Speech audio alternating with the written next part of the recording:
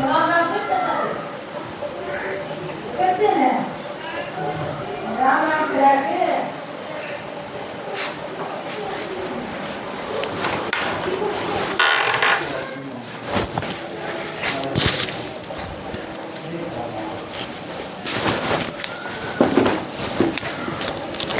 Everyone, welcome to my YouTube channel Shiva learning point. तो भाई कैसे हैं आप सब? आई होप आप सब अच्छे होंगे और आप सबकी तैयारी भी अच्छी चल रही होगी। आज भाई हम अपनी हरियाणा जीके की सेकंड क्लास लेके आए हैं।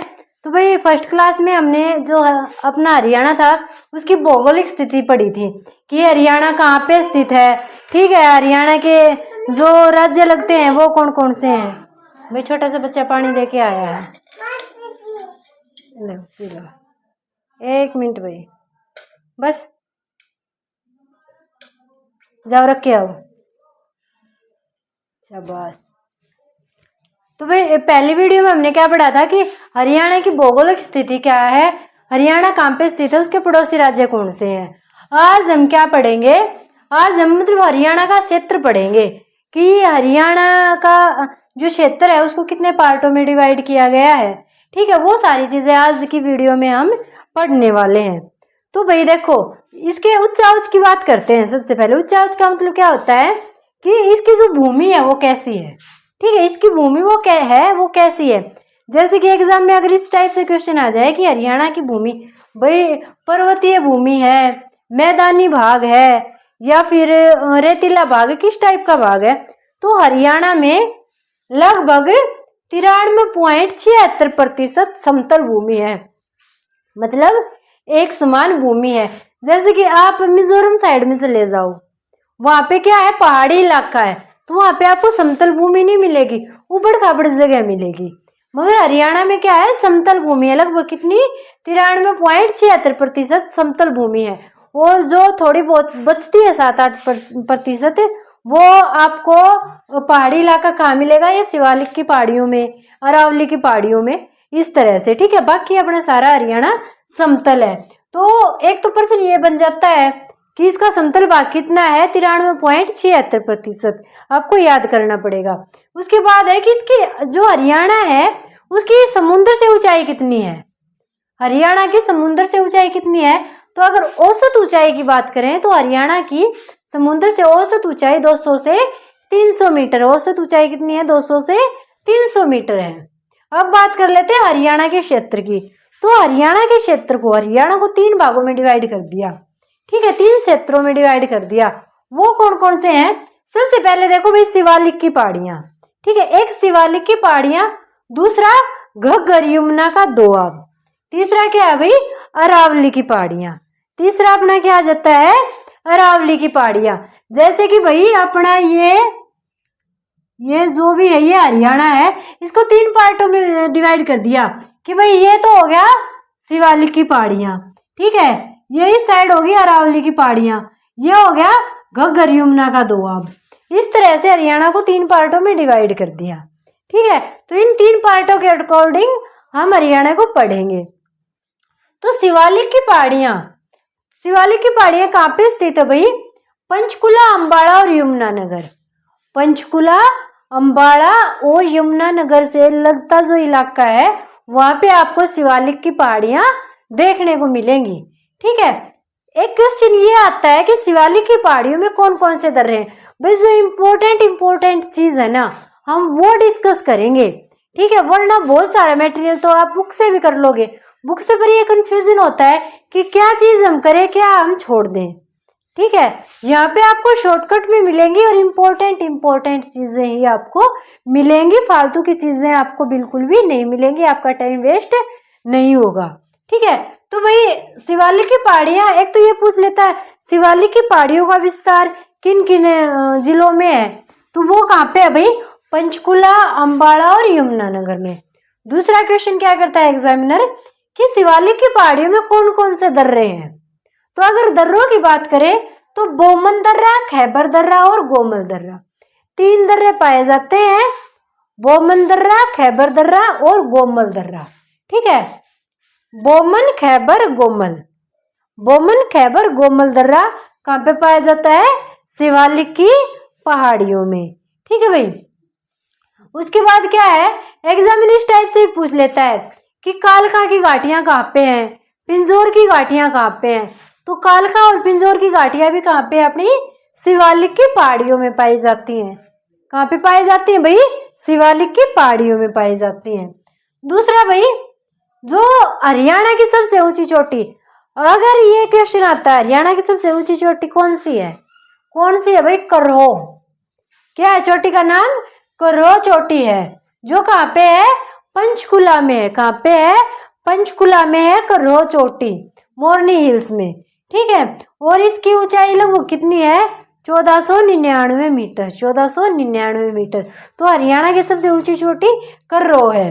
ठीक है, और इसकी ऊंचाई कितनी, 1499 मीटर, और कहाँ पे पाई जाती है, पंचकुला में। आगे है भाई, इसमें जो नदी है वो कौन कौन सी नदी बहती है शिवालिक की पहाड़ियों से। तो शिवालिक की पहाड़ियों से जो नदियां निकलती हैं वो है घग्गर, मारकंडा और चेतंग। घग्गर, मारकंडा और चेतंग नदियां यहाँ से बहती हैं। तो ये भाई शिवालिक की पहाड़ी से आने वाले क्वेश्चन है, इसके अलावा ज्यादा कुछ नहीं पूछा जाएगा। ठीक है, एक चीज और पूछ ली जाती है कि जो शिवालिक की पहाड़ियां हैं वहां की जो मृदा है वो कैसी पाई जाती है। तो भाई पहाड़ियां हैं, पहाड़ियों पे तो मृदा पथरीली होगी ना, पत्थर कंकड़ वगैरह पाए जाएंगे, तो भाई पथरीली मृदा पाई जाती है। ठीक है, और ये कम उपजाऊ होती है, जहाँ पे पहाड़ी आ जाती है वहां पे कम उपजाऊ मृदा ही पाई जाती है। उसके बाद आती है घग्गर, यमुना, दोआब। घग्गर, यमुना, दोआब। अब भाई देखो, अपना जो हरियाणा है, ठीक है, मुझे हरियाणा का नक्शा कुछ खास सा बनाना नहीं आता, फिर भी थोड़ा सा बना लेते हैं। जो हरियाणा है उसके पश्चिम में तो घग्गर नदी बहती है, उसके पूर्व में यमुना नदी बहती है। पश्चिम में घग्गर नदी बहती है, पूर्व में यमुना नदी बहती है। तो पूर्व और पश्चिम के बीच में जो ये जगह आ जाती है इसको क्या बोलते हैं, घग्गर, यमुना, दोआब। जो घग्गर और यमुना नदी के बीच का स्थान आ जाता है उसको क्या बोलते हैं, घग्गर, यमुना, दोआब। घग्गर, यमुना, दोआब। और ये कैसे बना है, घग्गर और यमुना नदी ने मिट्टी ला के, जैसे भाई नदी आती है तो बहुत सारी मिट्टी साथ लाती है, फिर वो पानी चला जाता है, मिट्टी वहीं पे रह जाती है। तो इस तरह से इस मैदान का निर्माण हुआ है। ठीक है, तो भाई जो जहाँ पे नदी द्वारा मिट्टी लाई जाती है वो जगह बहुत ज्यादा उपजाऊ होती है। ठीक है, ये इतना तो आप सबको पता ही होगा। तो ये जगह बहुत ज्यादा उपजाऊ है। ठीक है, घग्गर और यमुना नदी के बीच की जगह है। फिर क्या है, इसको खाद्यान्नों की बुखारी बोलते हैं। ये भाई बहुत इंपॉर्टेंट है कि खाद्यान्नों की बुखारी किसे बोलते हैं, तो घग्गर, यमुना, दोआब को बोलते हैं। क्यों बोलते हैं, क्योंकि ये बहुत ज्यादा उपजाऊ है। भाई मैंने बता दिया, दोनों नदियां मिट्टी लेके आती हैं इसमें। ठीक है, तो उपजाऊ जगह है, तो इसलिए बहुत सारे खाद्यान्न उगाए जाते हैं, इसलिए इसको क्या बोला जाता है, खाद्यान्नों की बुखारी। ठीक है, और घग्गर, यमुना का जो दोआब है ना उसके क्षेत्र को भी 3 क्षेत्रों में डिवाइड कर दिया। ठीक है, बांगर, खादर और अनकाई दलदल। बांगर, खादर और अनकाई दलदल। तो बांगर क्षेत्र क्या होता है भाई, बांगर क्षेत्र क्या होता है, जैसे भाई यहाँ से जो नदी है, नदी ये वाली नदी है भाई, इसने मिट्टी बहाई। ठीक है, यहाँ से मिट्टी बहा के वो इधर लेके आ गई। ठीक है, तो यहाँ पे क्या बच गया, कंकर। यहाँ पे कंकर वगैरह बच गए ना, ये है तो इसी जगह पे, यहाँ से पानी इधर ले आया मिट्टी को, तो यहाँ पे कंकर बच गए। ये जगह क्या कहलाई, हमारी बांगर कहलाई। क्या कहलाई, बांगर। उसके बाद जब पानी यहाँ से सूखा तो यहाँ पे मिट्टी रहेगी, तो ये उपजाऊ जगह बन गई, तो ये क्या कहलाई, ये खादर जगह कहलाई। उसके बाद पानी यहाँ पे थोड़ा बहुत पानी रह गया, जमा हो गया, यहाँ पे दलदल बन गई, तो ये क्या कहलाई, अनकाई दलदल कहलाई। आपको समझ में आया, नदी आई, नदी यहाँ से चली तो भाई वो मिट्टी को बहाते हुए चली, मिट्टी उसने खुद तो बनाई नहीं, मिट्टी का बहाव भाई मिट्टी के ऊपर से ही करेगी, तो इसलिए यहाँ से मिट्टी का कटाव किया नदी ने, तो ये हो गया हमारा बांगर क्षेत्र।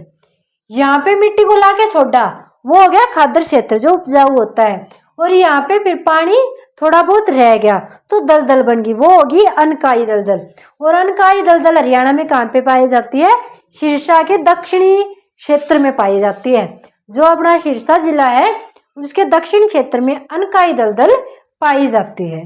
ठीक है भाई, ये हो गया अपना घग्गर, यमुना, दोआब। उसके बाद चलते हैं अरावली की पहाड़ियां। ठीक है, अपना तीसरा क्षेत्र आता है अरावली की पहाड़ियां। तो ये कहाँ पे है? ये गुरुग्राम, फरीदाबाद, रेवाड़ी, महेंद्रगढ़ और भिवानी में। गुरुग्राम, फरीदाबाद, रेवाड़ी, महेंद्रगढ़, भिवानी में।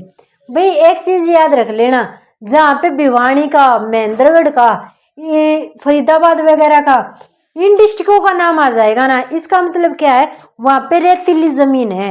बालू, जो बालू रेत होता है ना, बालू तो ना भी समझो, पर अपनी हरियाणवी भाषा में जो बालू रेत होता है, तो यहाँ पे बहुत ज्यादा बालू रेत पाया जाता है। ठीक है, और ये बालू रेत क्यों पाया जाता है? क्योंकि देखो ये राजस्थान के साइड लगते हुए जिले हैं, तो राजस्थान से जब हवा चलती है तो वो अपने साथ राजस्थान का रेत उड़ा के लेके जाती है और यहाँ पे इन जिलों में छोड़ देती है, क्योंकि ये राजस्थान से लगते जिले हैं। ठीक है, तो यहाँ पे बालू के टीले पाए जाते हैं। बालू रेत के ऐसे टीले बन जाते हैं ना, ऐसे टीले बन जाते हैं, तो ये होते हैं भाई बालू रेत के टीले। और इन टीलों के बीच में देखना भाई, जो ये जगह होगी, यहाँ पे जब बारिश आती है तो यहाँ पे पानी भर जाता है। ठीक है, यहाँ पे पानी भर जाता है, तो जो ये पानी भर जाता है तो छिलछिली झील बन जाती है। छिलछिली झील बन जाती है। HSSC ने एक बार पूछा था कि जो छिलछिली झील होती है वो कहाँ पे बनती है, तो वो कहाँ पे बनती है? बालू के जो टीले होते हैं उनके बीच में बनती है। और इनको क्या बोलते हैं? ठूठ भी बोल देते हैं और बावड़ी भी बोल देते हैं। ठीक है, ठूठ भी बोल देते हैं और बावड़ी भी बोल देते हैं। तो ये था भाई अरावली की पहाड़ियां। यहाँ पे बालू रेत की प्रधानता होती है, बालू रेत के टीले होते हैं। ठीक है, ये हरियाणा का मैदानी क्षेत्र की बात कर दी हमने। ठीक है, शिवालिक की 3 क्षेत्रों में डिवाइड कर दिया, शिवालिक की पहाड़ियां, यमुना और घग्गर नदी का दोआब, और ये अरावली की पहाड़ियां। ठीक है भाई, उसके बाद हम इस साइड चलते हैं। ठीक है, इस साइड देखो, इस साइड हम बात करेंगे हरियाणा की प्रमुख नहरों की, कि हरियाणा की प्रमुख नहरें कौन कौन सी हैं। ठीक है, तो भाई हरियाणा की अगर प्रमुख नहरों की बात करें, क्योंकि मैंने आपको पहले ही बता दिया, जो इम्पोर्टेंट हम वही चीजें उठा के चलेंगे, फालतू की चीजें तो भाई बुक ले आओ, बुक से पढ़ लो, वीडियो देखने की जरूरत ही नहीं रहेगी। वीडियो देखने का क्या मतलब है? कि आपको जो कंटेंट मिले, इम्पोर्टेंट कंटेंट मिले, जिसके 100% चांस हो गया एग्जाम में आ जाएगा। ठीक है, ऐसा नहीं है कि हम ऐसे ही 10 पेज पढ़ दिए और उनमें से इम्पोर्टेंट हमने सिर्फ 2 पेज का मटेरियल ही पढ़ा है। यहाँ पे हम जितना पढ़ेंगे वो इम्पोर्टेंट मटेरियल ही पढ़ेंगे। तो भाई हरियाणा की प्रमुख नहरों की बात कर लेते हैं। तो एक तो अभी पश्चिमी यमुना नहर, पश्चिमी यमुना नहर कई बार एग्जामिनर पूछ लेता है, ये लगा लो 80% इम्पोर्टेंट है, 100% इम्पोर्टेंट मैं नहीं कह सकती, क्योंकि पक्का नहीं है कि एग्जामिनर नहरें पूछे। नदियों तक भी एग्जामिनर सीमित रह सकता है, मगर अगर एग्जामिनर को पेपर टफ बनाना है तो वो नहरों को भी पूछ सकता है। इसलिए जो इम्पोर्टेंट है उनकी कुछ 2-4 इम्पोर्टेंट बातें याद कर लेंगे, हमारा कुछ नहीं जाएगा, 5 मिनट लगेंगे। तो भाई पश्चिमी यमुना नहर, यमुना नहर है तो कहाँ से निकाली गई है? यमुना नदी से निकाली गई है। ठीक है, इसका निर्माण पूछ लिया जाता है। पश्चिमी यमुना नहर का निर्माण किसने करवाया था? तो भाई फिरोज शाह तुगलक ने इसका निर्माण करवाया था। कब करवाया था? 1355 में करवाया था। और भाई जो अकबर है उसने भी भाई इसका जीर्णोद्धार किया, और फिर शेरशाह सूरी ने भी इसका जीर्णोद्धार किया था। तो भाई काफी इम्पोर्टेंट नहर हो जाती है फिरोज शाह तुगलक की बनवाई हुई पश्चिमी यमुना नहर। ठीक है, इसकी भाई अगर कुल लंबाई की बात करें तो इसकी कुल लंबाई कितनी है? 1322 किलोमीटर इसकी कुल लंबाई हो जाती है। 1322 किलोमीटर इसकी कुल लंबाई हो जाती है। अगर इसके शाखाओं की बात करें हम, कि भाई इसकी शाखाएं कौन कौन सी हैं, तो भाई इसकी 3 शाखाएं हैं। शाखाओं का क्या मतलब है कि देखो भाई, जैसे ये नहर है, इसमें से थोड़ी सी यहाँ निकाल दी, थोड़ी सी यहाँ निकाल दी, थोड़ी सी यहाँ निकाल दी, तो वो हो जाती है इसकी शाखाएं। तो अगर इसकी शाखाओं की बात करें तो इसकी 3 शाखाएं हैं, दिल्ली, हांसी और सिरसा। दिल्ली, हांसी और सिरसा, ये शाखा याद करनी है, बस इतना याद कर लेना बहुत हो जाएगा। निर्माण किसने करवाया? फिरोज शाह तुगलक ने। कब करवाया? 1355 में करवाया था। कितनी शाखाएं? 3। कौन कौन सी? दिल्ली, झांसी और सिरसा। ठीक है। उसके बाद आता है भाखड़ा नहर। तो भाखड़ा नहर है वो भाखड़ा बांध बना के निकाली गई है। तो कौन सी नदी पे? सतलुज नदी पे। ठीक है। भाखड़ा बांध किस नदी पे है भाई? सतलुज नदी पे है। कब निकाली गई थी? 1954 में। इसकी शाखाएं कौन कौन सी है? फतेहाबाद, रतिया, रोड़ी और बरवाना। फतेहाबाद, रतिया, रोड़ी और बरवाना इसकी शाखाएं हैं। एक भाई इंपॉर्टेंट क्वेश्चन है कि कई बार एग्जामिनर ये पूछ लेता है जो भाखड़ा बांध है उसके जो निर्माण में किसने सबसे अधिक भूमिका निभाई थी? जो हरियाणा से बिलोंग करता है तो सर छोटू राम है। जो सर छोटू राम है उन्होंने भाखड़ा बांध बनवाने के लिए बहुत महत्वपूर्ण भूमिका निभाई थी। ठीक है। भाखड़ा बांध बनवाने के लिए बहुत महत्वपूर्ण भूमिका निभाई थी। किसने? सर छोटू राम ने निभाई थी। ठीक है। उसके बाद आता है भिवानी नहर। ये जो भिवानी नहर है ये भी भाखड़ा नहर से निकाली गई है। फिर आता है जवाहरलाल नहर। तो जो ये जवाहरलाल नहर है इससे भाई जो सोनीपत का क्षेत्र है उसमें सिंचाई की जाती है। जो सोनीपत जिले के जो गांव है उनमें सिंचाई की जाती है। किससे? जवाहरलाल नहर से। इतनी इंपॉर्टेंट है। वैसे तो नहर बहुत सारी है पर इंपॉर्टेंट ये है। एग्जामिनर सबसे ज्यादा पश्चिमी यमुना नहर से पूछ लेता है कि इसका निर्माण किसने करवाया था, कब करवाया था। दूसरा क्या पूछ लेता है कि भाखड़ा बांध को बनवाने के लिए किसने अहम भूमिका निभाई थी। यही मेन पूछता है एग्जामिनर, इससे बात नहीं पूछता। तो आई होप कि आपको कंटेंट इंपॉर्टेंट लगा होगा। तो मेरी वीडियो को लाइक और शेयर कर देना। चैनल को अगर चैनल पे नए हो तो सब्सक्राइब कर देना। और भैया अपना कोर्स ऐसे ही चलता रहे, दुआ करते रहो। बहुत अच्छा कोर्स चला हुआ है और हम जल्द ही अपना कंटेंट कंप्लीट कर देंगे। तो भाई थैंक यू। जय भारत, जय हरियाणा।